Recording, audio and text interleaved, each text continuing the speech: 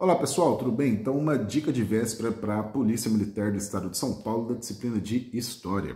Olha só, são 8 tópicos e 6 questões. Por isso, há uma reincidência de alguns assuntos e uma certa previsibilidade. Por exemplo, você pode esperar uma questão sobre o período da Guerra Fria, que é aquele que vai de 1945, final da Segunda Guerra Mundial, até 91. Tem alguns autores que consideram 1947, que é o ano da doutrina Truman, quando o presidente dos Estados Unidos declara guerra ao comunismo. Então, lembre-se, caracterizado principalmente pela bipolaridade e muitos conflitos ao redor do mundo. De fria, só o nome, tá? Foram os anos quentes da Guerra Fria. Porque, por exemplo, temos a expansão do comunismo com a Revolução Chinesa, com a Guerra do Vietnã, tivemos a Revolução Cubana. Em 81, a União Soviética tentou expandir e anexar o território do Afeganistão, lá no Oriente Médio. Então, foi um período de muitos conflitos, tá? Podemos destacar aí a Guerra da Coreia, que já foi cobrada em edições anteriores, aplicadas na sua prova. A Guerra da Coreia foi o seguinte: quando acabou a Segunda Guerra Mundial, em 1945, no Tratado de Panmunjom, eles dividiram a Península da Coreia em Coreia do Norte, comunista, pois havia sido anexado pelo exército chinês, e Coreia do Sul, capitalista. Então, dessa época, temos a divisão: Coreia do Norte, capital Pyongyang, e Coreia do Sul, capital Seul. É um tema sempre muito quente, porque além de estar aí no centro da matéria mais cobrada em história, que é a história contemporânea, principalmente o período da Guerra Fria, faz também uma ponte com a geografia, tá? Porque geografia e atualidades, tudo a ver, precisamos ter bastantes elementos sobre o século XX. E um dos assuntos quentíssimos, é o programa nuclear da Coreia do Norte, que começou na década de 80, tá? Então, olha só, fechou a dica da Guerra Fria. O que é outro assunto que é, assim, tiro certo? Cara, estudar o período da Era Vargas, tá? Tanto da entrada do Vargas no poder, através do golpe de 30, Quando o golpe é seu, você chama de revolução.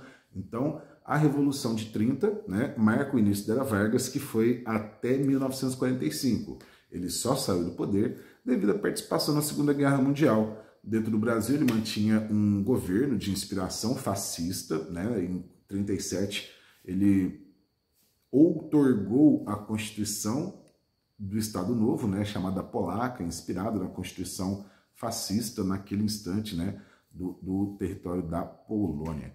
Então, pessoal, olha só, o Brasil enviou a FEB e a FAB, mas para lutar e defender a democracia. E isso, que criou um contexto que obrigou Vargas a renunciar. Podemos lembrar aí que quando entrou no poder em 1930, qual que foi o estado que saiu do primeiro plano político? Foi o estado de São Paulo. Por isso que tem uma rixa histórica, e a visão que se tem sobre a produção das universidades, a pesquisa histórica sobre Vargas, sempre destacam que ele era um ditador, enfim, até porque em 32 teve uma grande guerra civil protagonizada pelo estado de São Paulo, que foi a Revolução Constitucionalista de 32, quando São Paulo declarou guerra ao Brasil. E aí, outro momento chave, 3 pontinhos chave, lembrar da Constituição de 34, que trouxe para o texto da Carta Magna as leis trabalhistas e também o voto feminino. Lembrar que a principal característica econômica do governo Vargas é o intervencionismo estatal com a construção de indústrias de base, metalúrgicas e siderúrgicas. Agora, qual que é o outro tiro certo? Falar sobre o período da ditadura civil-militar, 64 a 85, pode cair tanto o contexto inicial, que foi a crise institucional que ocorreu a partir da renúncia do Eugênio Quadros, ou principalmente o desfecho, tá? O desfecho é muito importante, que é o período da redemocratização, então já fique atento, olha só o que pode estar na sua prova.